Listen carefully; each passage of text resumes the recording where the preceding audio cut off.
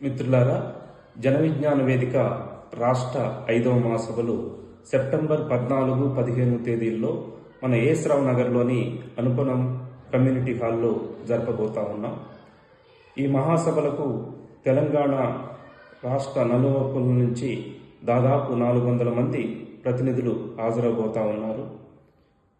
మన మేడ్చల్ జిల్లా కమిటీ ఈ ప్రతినిధులందరూ కూడా ఆతిథ్యం ఇవ్వబోతా ఉంది. ప్రధానంగా జన విజ్ఞాన వేదిక విద్యార్థుల్లో సైన్స్ పట్ల ఆసక్తి పెంచడానికి చెక్కుముఖి సైన్స్ సంబరాల పేరిట అనేక కార్యక్రమాలు నిర్వహిస్తూ ఉంది. అదేవిధంగా సహజ పానీయాలను తీసుకుందాం, కూల్ డ్రింక్స్ను వ్యతిరేకిద్దామనేది అనేక కార్యక్రమాలు నిర్వహిస్తూ ఉంది. ప్రధానంగా జన విజ్ఞాన వేదిక సంవత్సరం మొత్తం నిరంతరం అనేక కార్యక్రమాలు నిర్వహిస్తూ ఉంది. దానిలో భాగంగా కోవిడ్ కాలంలో చూసుకుంటే చాలా కృషి చేసింది.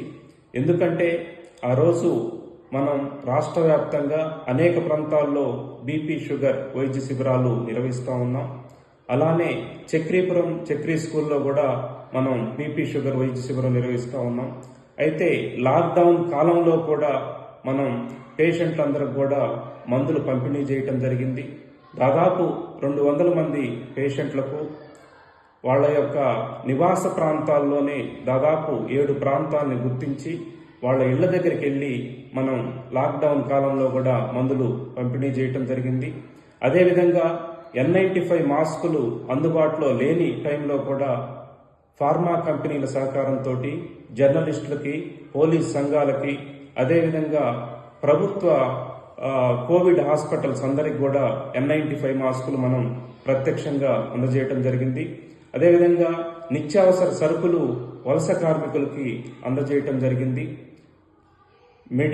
టెలిమెడికల్ పేరుతోటి దాదాపు 20 మంది డాక్టర్స్ను ఎంగేజ్ చేసి మనం ఫోన్ ద్వారానే వైద్య సహకారం అందజేశాం. దాదాపు మేడ్చల్ జిల్లాలో 2 ప్రాంతాల్లో ఐసోలేషన్ సెంటర్స్ ఏర్పాటు చేసి కోవిడ్ పేషెంట్స్ అందరికి కూడా బెడ్లు, ఆక్సిజన్ సిలిండర్లు, మందులు, డాక్టర్ పర్యవేక్షణ మనం చేయగలిగాం.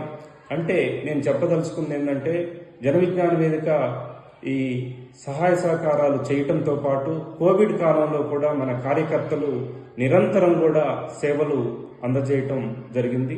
కాబట్టి ఈ కార్యక్రమాలన్నీ కూడా నిర్వహిస్తున్నటువంటి 400 మంది ప్రతినిధులు రేపు మన ఏఎస్-రావు నగర్కి రాబోతున్నారు. కట్ అవుతుందేమో.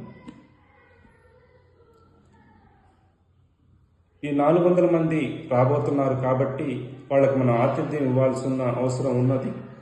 ఎందుకంటే వాళ్ళని మనం ఎంకరేజ్ చేయటం ద్వారా భవిష్యత్తులో మన జన విజ్ఞాన వేదిక కార్యక్రమాలు నిరంతరం కొనసాగటానికి అవకాశం ఉంటుంది.